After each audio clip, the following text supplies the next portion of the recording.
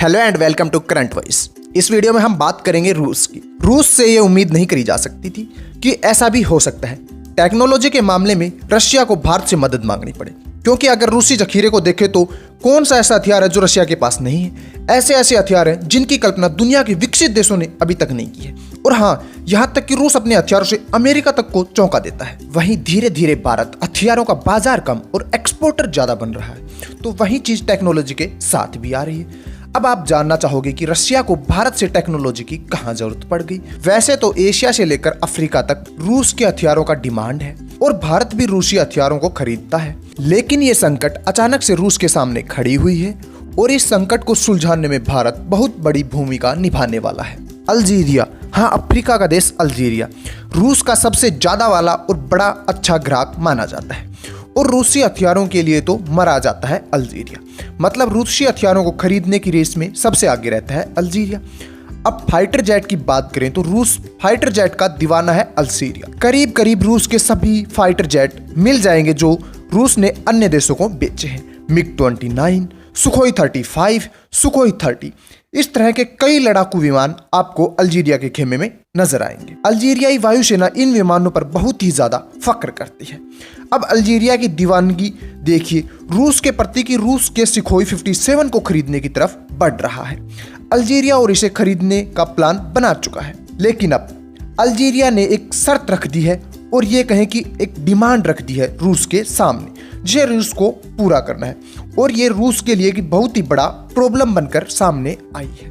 आपको बता दें, दरअसल पश्चिमी देश जो रडार सिस्टम यूज करते हैं, माना जाता है कि फाइटर जेट में यूज होने वाला आयसा रडार बहुत ही ज्यादा अच्छा है। अगर सुखोई विमान में ये आयसा रडार लग जाए तो फिर आप समझ ही सकते हैं कि उसे चकमा देना बहुत ही मुश्किल हो जाएगा और यह भी माना जाता है कि और भी ज्यादा शक्तिशाली हो जाएगा।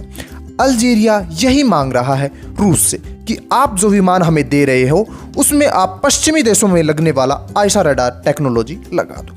पर रूस के साथ समस्या ये है कि रूस के पास आयसा रडार सिस्टम है ही नहीं, तो फिर रूस कैसे बनाएगा इसे। और अब इस सिस्टम को बनाने के लिए भारत से मदद मांगनी पड़ी है रूस को। और अब जो दो चीजें हो सकती हैं, या तो भारत टेक्नोलॉजी देकर मदद करेगा रूस को, या फिर भारत बनाने में मदद करेगा, या फिर अपने देश से एक्सपोर्ट करेगा आयसा रडार भारत रूस को। और इसका खुलासा किसी और ने नहीं, मॉस्को डिफेंस ने किया है और उन्होंने कहा है कि भारत और रूस की दोस्ती भी पुरानी है और भारत रूस का वो सहयोगी है जो रूस को इस मुसीबत से निकाल सकता है। और रूसी अर्थव्यवस्था के लिए बेहद जरूरी है कि रूसी लड़ाकू विमान फाइटर जेट का बिकना। और ऐसे में ग्राहक कई बार नई समस्या लेकर आता है और कई नई डिमांड भी करता है।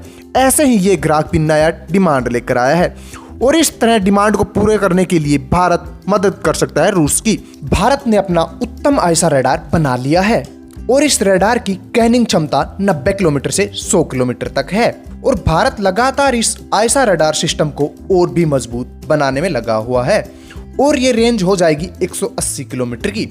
ऐसे में रूस चाहता है कि भारत के साथ मिलकर एक एडवांस रडार बनाए ताकि उसके विमान डिमांड पूरी कर सकें कस्टमर की।